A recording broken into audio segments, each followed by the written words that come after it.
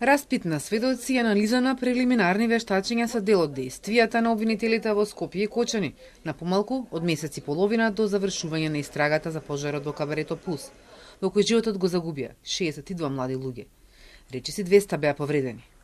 Првично обвинителството најави сослушување на над 300 сведоци. Полицијата постапува по наредби на јавните обвинители, вели министерот за внатрешни.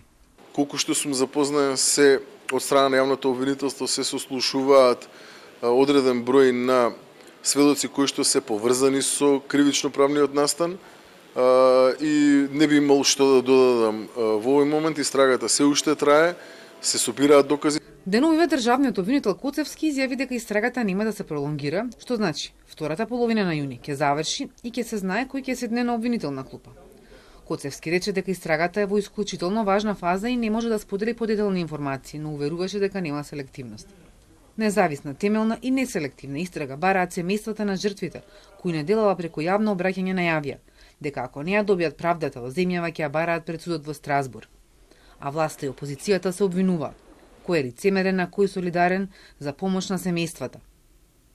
СДСМ ја повика ВМРО-ДПМН да го поддржи законот за поддршка на семејствата на настраданите во трагедијата во Кочани, со кој велат се опфатени и семејствата погодени од претходните трагедии во Тетово, Ласкарци и Бесатранс.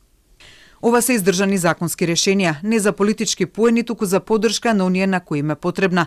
Во СДС сме подготвени да прифатиме предлози од ВМРО-ДПМН за модификација на законското решение, да постигнеме консензус и да биде заеднички предлог. Владеачката партија со одговор дека станува збор за лицемерие. Поднесување на предлог закон за настраданите во Кочани не е ништо друго освен исмевање на народот во очи. Нема полицемерно од тоа СДСМ и Филипче да поднесат закон за Кочани, затоа што тоа е исто како да поднесат закон за модуларната болница во Тетово или за враќањето на името.